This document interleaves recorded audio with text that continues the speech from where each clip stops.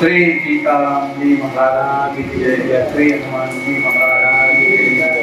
सब संत भगवान की जय। जय सीताराम।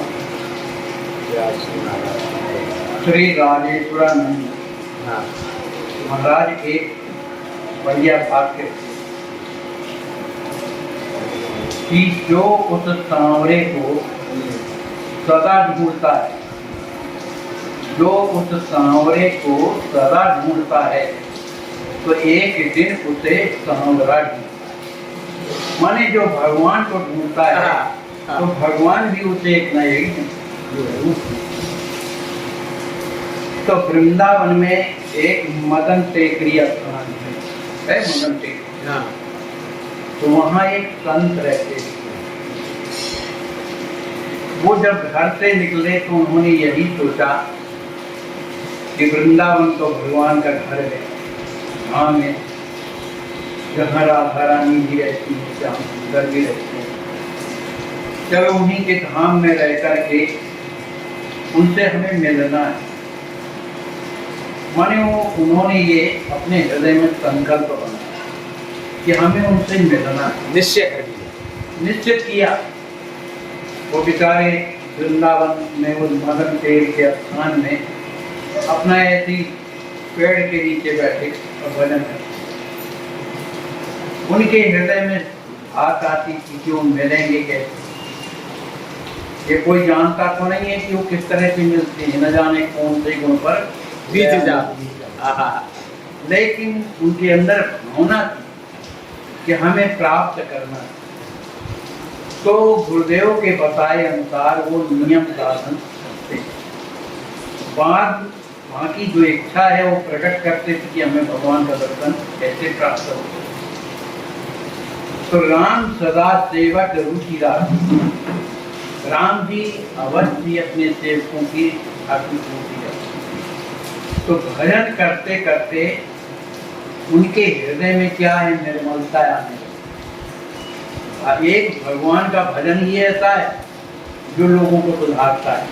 और भजन क्या है? भगवान का नाम।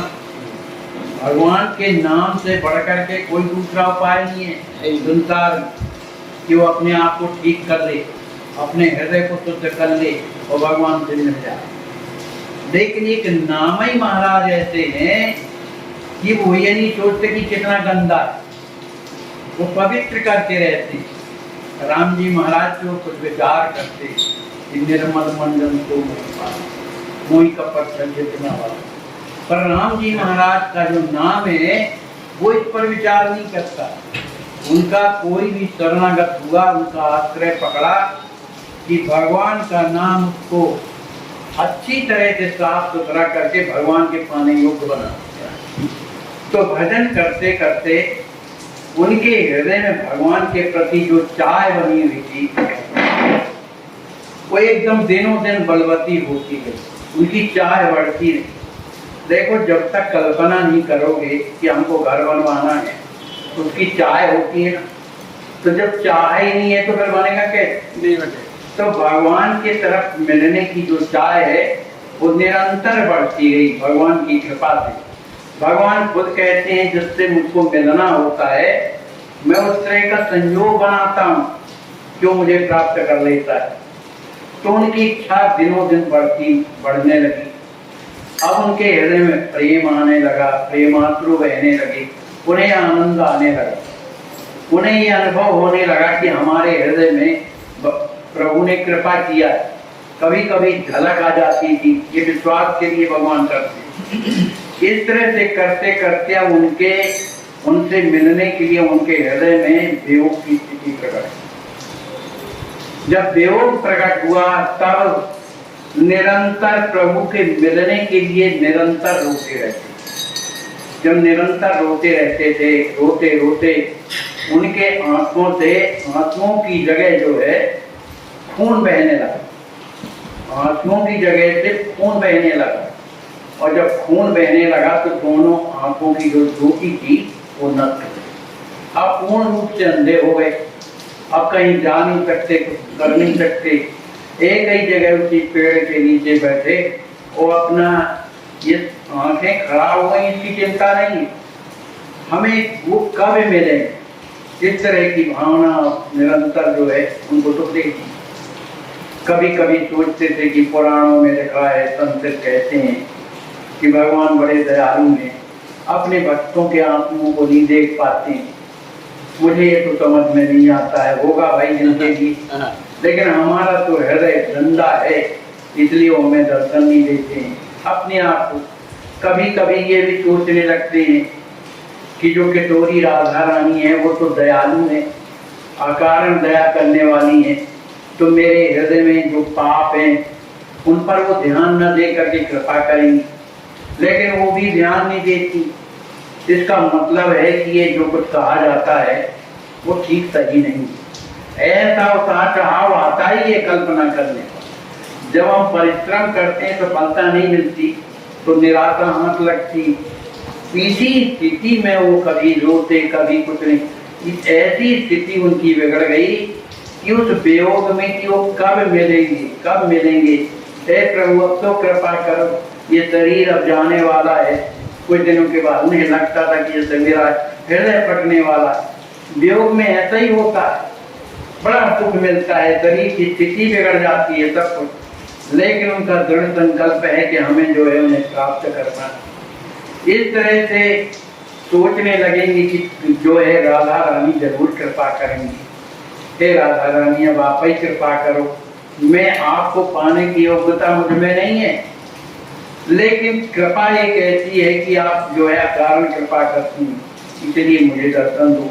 ऐसा कह के बेचारे छटपटाते रहते। एक दिन राधा रानी श्याम सुंदर से बोले कि देखिए हमारी आज इच्छा है कि उस मडन चाहिए जो जंगल है उस तरफ घूमने चला जाए।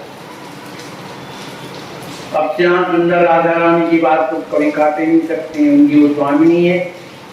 कहा ठीक है, अगर आप ठीक चाहे तो चले। जब वहां उस रास्ते से निकलती हैं, अब राधा रानी वो तो कृपा करनी है ना भाई, जैसे निकलती हैं तो बाबा के ऊपर नजर पड़ी।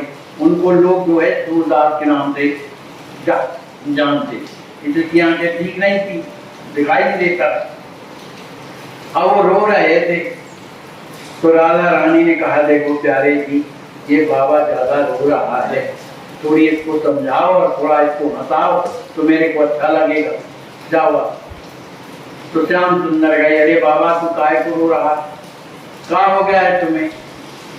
अब वो समझ गए कोई क्या ग्वारिया लड़का होगा, कहा हम रोए चाहे गाय तेरे को इससे का लेना देना, तो यहाँ से बात डांट फटकार के भगा दिया।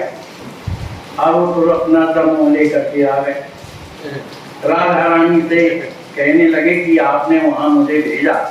उस बाबा ने डांट फटकार कर, अब हम क्या करें? कहें देखो मैं जाती हूँ।